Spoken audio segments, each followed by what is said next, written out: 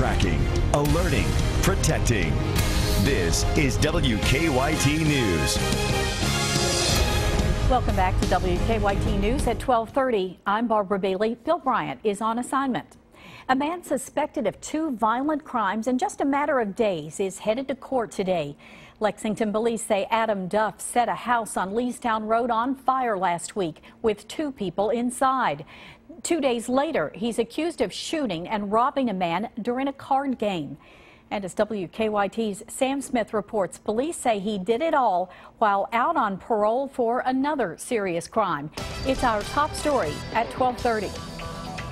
Adam Duff faces a number of charges, including arson and attempted murder. Now, those charges stem from a fire back on Friday at a home near Leestown Road. Clarence Woodrum and his housekeeper Stephanie were home when they say they heard Duff threaten to burn the house down. Officials say the home was intentionally set on fire. The housekeeper, Stephanie, was able to escape on her own. Woodrum, who's 68 years old, was trapped on the second-floor balcony of the home. Some Good Samaritans were able to rescue him, and he was able to reach safety. On Sunday, Duff is accused of being involved in a robbery on Warfield Place that ended with the man being shot in the leg. Duff was arrested for the fire and the robbery yesterday afternoon and will face a judge on those charges at 1 o'clock today. It's not the first time he's been in trouble with the law, though. He's currently on parole for a robbery case back in 2009 here in Fayette County. I spoke with Stephanie, the woman that takes care of Mr. Woodrum. She was friends with Duff. Now, she didn't want to go on camera, but says his arrest will be good for him. He needs some kind of help or something.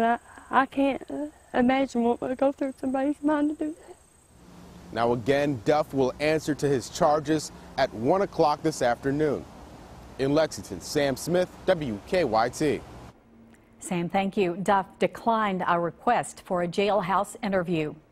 Grief counselors are at a Kentucky high school today helping students deal with the death of a classmate injured in a crash. A Lincoln County Public Schools spokesman says 18-year-old Ricardo Nunez died yesterday. A Knoxville TV station says Nunez and 4 of his friends were in a car when it crashed in Knoxville on Labor Day. Nunez was thrown from the car. There's a benefit concert scheduled for next month to help his family. An online fundraising effort has already raised more than $1,600 for them. There are more events planned to help a teenager who was seriously hurt in an accident. 16-year-old Aaron Williams was injured last weekend in Bath County. His family says Aaron is starting to show small signs of progress, but he still has a long way to go. Beginning at 5 this evening, friends and family will be selling T-shirts in his honor at Fusion Fitness. There's also a benefit dinner at Jefferson Community Park Friday night. After an outpouring of concern, the State Transportation Department confirms to WKYT that it will put up a stoplight at a new intersection in Lexington. There have been at least 6 crashes on the newly opened Citation Boulevard extension at Greendale Road. Right now, the intersection is just a 2-way stop on Greendale, with several signs reminding drivers that cars on Citation do not have to stop. However, the state says that after seeing the amount of traffic moving through that area, they will put up a stoplight. A judge has set a date for the trial of a man charged in connection with the death of a 2-year-old girl. Anthony Barbour will go on trial in April of next year in Barron County. He's charged with murder, abuse of a corpse, and tampering with physical evidence in connection with the death of Lainey Wallace. The toddler disappeared in May. Police found her body down in a well days later. Barbour's attorney says he may ask for a change of venue for the trial. A Lexington man is in jail accused in a bizarre crime. Jacob Atkins is charged with burglary. Police say he let himself into his ex-girlfriend's apartment and took apart and stole her bed. Police say he also left a note that said, quote, "When I'm with you, I feel alive." Atkins will be arraigned at 1. More than 1,000 arborists and tree care professionals from across the country are volunteering their services today in Kentucky. They're traveling the country, working to improve conditions at veteran cemeteries across the U.S. WKYT's Michelle Chamberlain was in Jessamine County as the group got to work at Camp Nelson National Cemetery.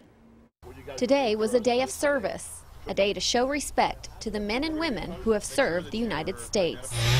More than 16,000 veterans and their families have been laid to rest here at Camp Nelson National Cemetery. The cemetery consists of more than 30 acres of land with hundreds of various trees throughout the property.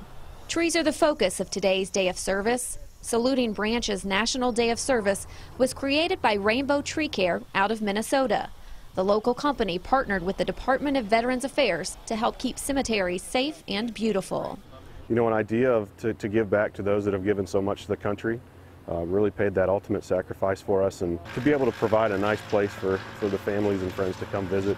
Arborists volunteered their time today at 26 veteran cemeteries across 20 states, trimming trees, providing disease treatment, and even removing trees such as this one at Camp Nelson National Cemetery. Any kind of help that we can get free us up, and other things that we can do around here too. It really is a tremendous help to us. To take down a spruce like the one behind me can cost almost $2,000. As a matter of fact, all the volunteer tree care service that's taking place across the country today translates into more than $1 million worth of donations to the veteran cemeteries. My father was in the military, and there's a lot of other people that were, and it's just one small way we can do something to help. The hope is that saluting branches will become an annual service to the country. In Jessamine County, Michelle Chamberlain, WKYT. What a wonderful gift. Well, colorful New York Yankees Hall of Fame catcher Yogi Berra has died.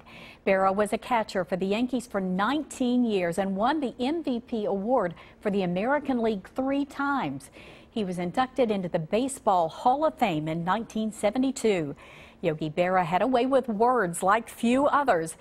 They are known as Yogi-isms, and they've been copied by millions. He used them to sell products and make money. It isn't over till it's over. We may be lost, but we're making good time. When you come to a fork in the road, take it. And there are many more. Yogi Berra died in New Jersey from natural causes. He was 90 years old. There's much more to come on WKYT News at 12:30.